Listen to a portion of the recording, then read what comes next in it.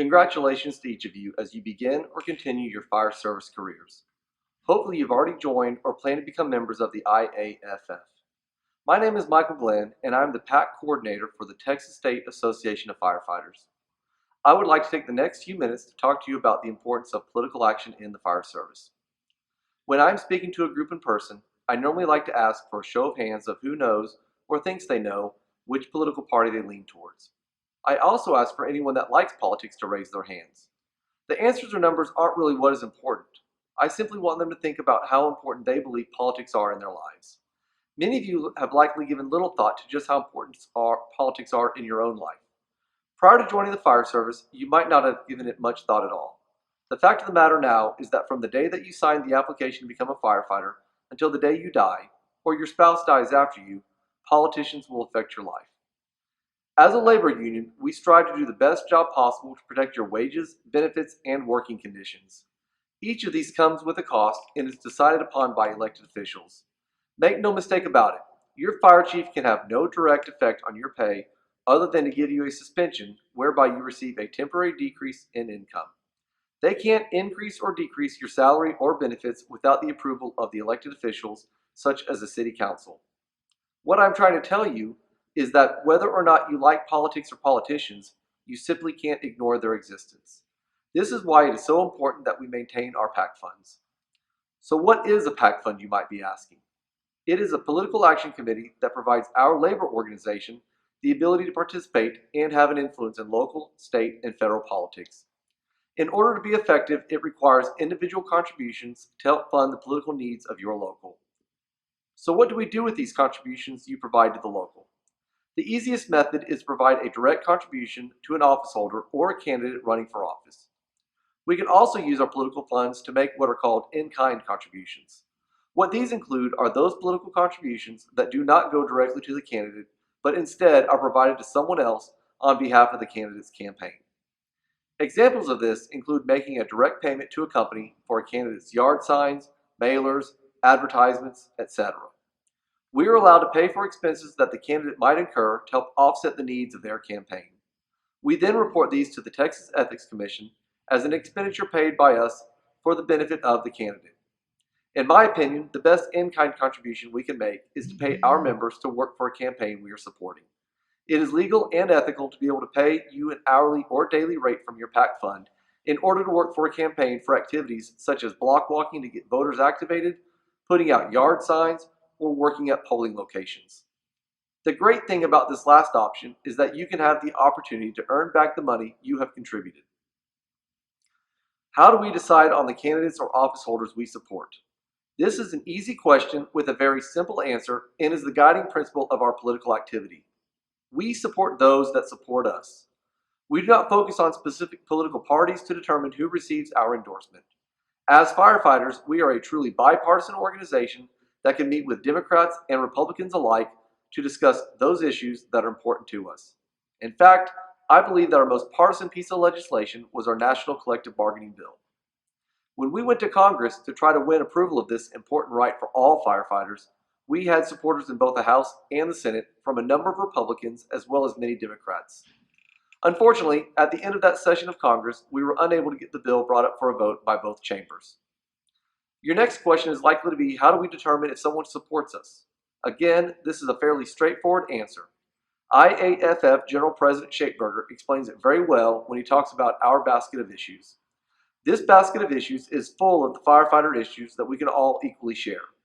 As an organization, we don't get caught up in all of the various social issues you might see catching headlines in the national news. The reason for this is that although we may all have a lot in common as firefighters, when it comes to the social issues, there is a great chance that we may find ourselves on opposite sides of a particular issue. Another reason why we don't concern ourselves as a group with the social issues is that they don't have a direct impact on our profession as firefighters. What we do concern ourselves with are issues such as firefighter staffing, respiratory protection, payroll deduction benefits, seeking collective bargaining rights for all firefighters, line of duty death benefits, and presumptive laws for heart, lung, and cancer protections. We constantly look to find council members, county commissioners, state reps, or state senators to find support for our issues as firefighters. Just because we find someone that supports us today doesn't mean they will always support us. Politicians can be fickle creatures that have their right to change their opinions just like us. The hope is that they stick with us for the long haul, but the reality is that every now and then we have a politician turn their back on us. It is in moments like this where we have to stay committed to the political process and go find someone new to support us that is in favor of our firefighter issues. It would be very easy to get frustrated and decide that being politically active is too frustrating because we can't trust the politicians we have supported. Burying our heads in the sand will never help us advance our profession or assist us in improving our wages, benefits, and working conditions. The reality is that there will always be politicians making decisions that affect our livelihoods, whether or not we participate in the process. The most important thing is that you realize this and make the conscious decision to participate in your local PAC fund. We were talking before about where your money can go. Let's visit briefly about where your money can't go. Here in Texas, because of campaign finance laws, your union dues can never be used for a political campaign. This includes any national campaign, such as for the President of the United States. To make it even clearer, your local's union dues have never and will never be used to help fund a presidential campaign. As far as your local's PAC fund is concerned, they cannot use your voluntary contributions for any federal or national campaign, such as for the President of the United States. The only way money from your local PAC fund can leave the state of Texas is if a decision is made to assist another local's campaign as part of an exchange of political funds. Basically, what happens at a later date is the out-of-state local sends money back to assist one of your candidates' campaigns to pay your local fund back for previous support of their candidate. The state association has a PAC fund called TAFPAC. Through this PAC fund, we are able to focus on state legislative races with greater intensity across the state than just through your local's PAC fund. At the federal or national level, the IAFF has a federal PAC called FirePAC. By making a contribution to your FirePAC, you are providing the IAFF with the ability to work on your behalf through national legislative initiatives such as fighting back against efforts to mandate participation in the Social Security system, increasing line of duty death benefits, passing a national collective bargaining law, and with health and safety bills that come before Congress.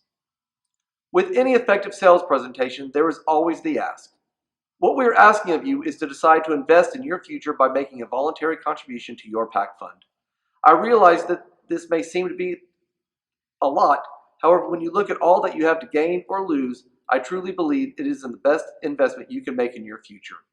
For years, I've made contributions to not only my pension fund, but also to my Roth IRA, personal savings account, and my deferred compensation plan when I had the available funds. With all that being said, I stand by my earlier statement and want to make it very clear that joining your local union and contributing to your PAC fund is far and away the best investment you can make in your future as a firefighter. You will never be able to recover from a lost pension plan through personal savings alone. Invest in your future and support your local's PAC fund so they can work on your behalf to protect what was promised to you as a benefit. Remember, there were firefighters before you that fought long and hard to secure the wages, benefits, and working conditions that were promised to you as you were hired. Trust me when I tell you that the city does not willingly increase your pay or benefits out of the goodness of their heart. By making your voluntary contribution to the local PAC, you are arming your local's leaders with the necessary means to work on your behalf.